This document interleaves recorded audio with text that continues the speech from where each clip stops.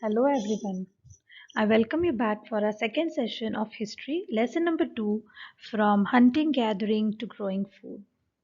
So, in the first session of this chapter, we have just seen how did the early men and women spend their life, what was their means of survival, and how they kept on moving from place to place in search of food and water.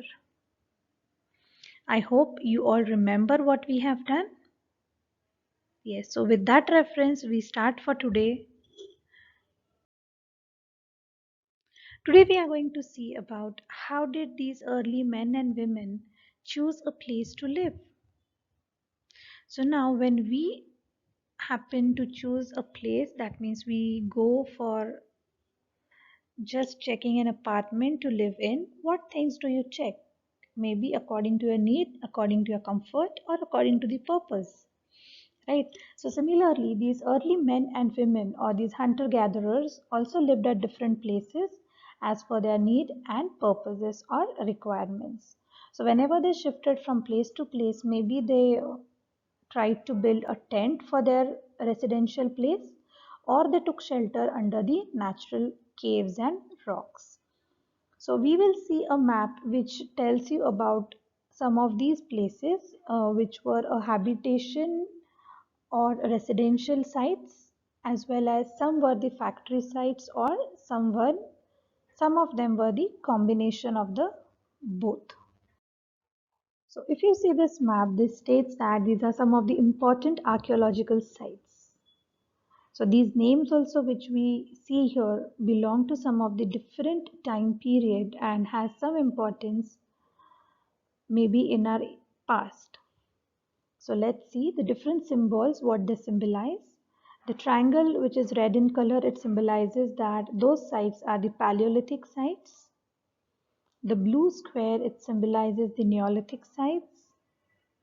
The green dot symbolizes megalithic sites, whereas this diamond tells us about an early village which is Inamgaon, and which is actually very important when we start studying about the history of our state. And we are going to learn about this village in detail in lesson number 4. And then finally, these are the modern cities which have the star marks. Examples they have given us about Mumbai and Kolkata. So now you must be wondering, what are these sites, or what are these terms Paleolithic, Neolithic, etc. Right? So as we move further with the lesson, I will explain you each and every term in detail.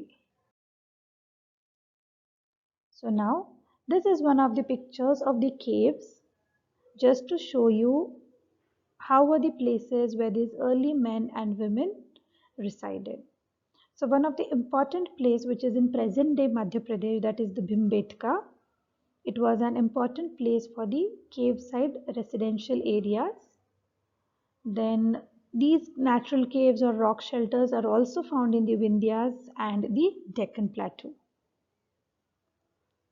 They could not actually construct their houses, right? So they took shelter in whichever natural caves or some rock shelters were available to protect themselves, maybe from the wild animals, the climatic conditions, right? Okay. So let's first see, what do we mean by sites. In the map we have written about the Paleolithic site, the Neolithic site, if you remember. Yes. So now first let us see what is the meaning of the word site. So site here means a place where we find remains of different tools, pots, or buildings that were buried under the earth or underwater during the early time period, and which tells us about the life of our ancestors or about the early men or women. So there were different sites which have a lot of importance and which has given us a lot of material and information, so we could find out about the past days. So Kurnul caves, Hunsgi, Brahmagiri and Payampalli are few important sites. We would study about Kurnul caves in coming part of the lesson. Why were Kurnul caves so important? Why they have given it in this particular example? Okay, so here we have just said that what is the site. Now let us discuss what are habitation sites or residential sites. So there we have just found out that people in the early times resided or lived in that place maybe for years together or for few years. So we come to know about it maybe due to the remains of their pots and the utensils that they used. Then we have a term known as factory sites. So what are these factory sites? The factory sites are actually the workplace of these early men and women. So earlier, what was their job? What could be the term factory referred to as? Yes, so it could be referred to as a place where they would make different stone tools, weapons, or stone utensils. Maybe using those stones or small pebbles, they used to also make jewelry. So those were the factory sites where they used to actually work and make the tools, weapons, etc. So let's see about these different caves. So this is a picture of Kurnul caves where we have or the archaeologists have found some traces of ash that says or that shows us that the early man was using fire for various purposes. We know that the different purposes of fire were like maybe to scare away wild animals. Maybe he also learned cooking and roasting his food to be in a lighted area, maybe to just see things around him in that light. And so he used fire for this different purposes. So then we begin with three different Stone Age periods: Paleolithic, Mesolithic, and the Neolithic time period. And now we will study these different Stone Age periods in detail. So before we begin, lithos. So what is lithos? Lithos means stone. Then as we heard the term Paleolithic, Mesolithic and Neolithic, here is the meaning. Paleo means old, and so Paleolithic is old Stone Age. Meso is middle, so Mesolithic will be middle Stone Age, and Neo is new, so Neolithic age or the new Stone Age. Let's see details about the Paleolithic period. So this Paleolithic period roughly is from 2 million years to 12,000 BC years ago, where these human beings generally lived in the caves or the rock shelters that we call, or in simple huts which were known as teepees, that were the conical tents which were made out of the animal skin or barks of the trees, or the thatched roof huts that we say. And these people generally practiced hunting and gathered a lot of forest material or forest produce, and so they were hunter gatherers. So we also find that these human beings also were well equipped or they understood the importance of technology from the stone tools that the archaeologists have found. Maybe the stone tools were not that sharp or they did not have fine cutting edges. But yes, these stone tools were used for different purposes, maybe for hunting the animals in different ways. And in the first session, as we saw that the stones were used to cut the flesh of animals or to scrape the bark and so many things, right?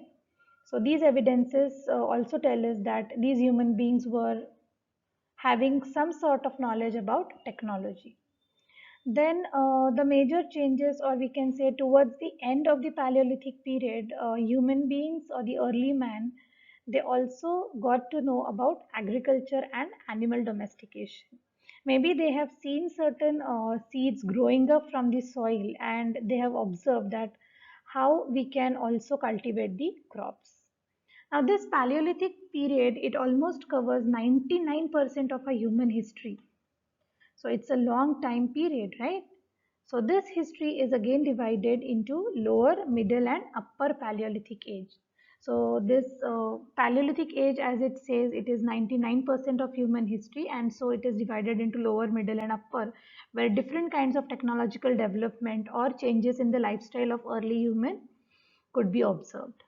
Now, the Mesolithic period. The Mesolithic period is roughly from about 10,000 BC to 8,000 BC. In this Mesolithic period, there were so many environmental changes that took place in the surroundings. Earlier, the climatic or the environmental conditions were a bit cold, and now it started becoming warmer day by day. And a result of that was the increase in number of the grasslands. Then we also find some certain small stone tools which were called as microliths. Micro meaning small and liths is stone. So as we saw in the Paleolithic age that there were different kinds of stone tools which were used were blunt. They were not having sharp edges. But now here these people could make better stone tools compared to the Paleolithic age. These stone tools were also polished and sometimes they were like crafted with pointers. So they were pointed stone tools, or sometimes the antlers were attached, or bone or wood, so that they could use those tools as spears or arrows, which would help them in the purpose of hunting. Then another thing that we can find that these people who were nomadics basically, that means they moved from place to place, they generally started living near the rivers or the water reservoirs. Now they understood the use of water in a better way.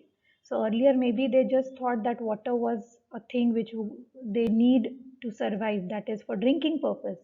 But now they also came to know the uses that maybe it would help in cleaning, it would help in agriculture a lot, and so these people started residing near the rivers. Then one more thing we can say that agriculture was also introduced here. Yes. And then so permanent settlements also started in the areas. So now as they started residing near the rivers, they must have practiced some kind of growing of crops or food crops near the riverside, as we know that the soil over near the river is very fertile, and so they could start agriculture easily, and they happened to lead or they led a permanent settlements. They also started using fire to roast or cook the meat that they would get from the animals which were hunted. And they also continued collecting fruits, nuts, roots, and also some of them practiced the fishing. So, this is about the Mesolithic period. Now we move on to the Neolithic period. So now Neolithic period is the New Stone Age, which roughly starts from 8000 BC and ends by 3000 BC. And after that we have the Metal Age, which starts from 3000 BC. So let's see what were the different changes in the Neolithic period. So here these early men and women actually switched from the hunter-gatherer occupation to a agricultural mode. So they started practicing different types of agricultural methods. They also started domesticating animals and they cultivated their cereals. Yes. Earlier I said that they were nomads, that they started moving from place to place, but now it was replaced by a sedentary one. That means they settled at one place. They also learned different kinds of technologies, maybe like pot making, making of different stone tools such as axes, and which were polished and which were better than which they used in the Paleolithic or the Mesolithic time period. And then yes, it was followed by the Bronze Age and then by the Iron Age, which we call it as the Metal Ages. So this is all from my side about this chapter. Let's quickly recap what all things we have discussed. We discussed what are sites, how did they choose a place to live. Then we discussed about the Kurnul caves where the traces of ash were found, followed by the three different Stone Age periods: Paleolithic, Mesolithic, and Neolithic. So this is all about the session for today. Thank you, dear students, and have a nice day and take care of yourselves.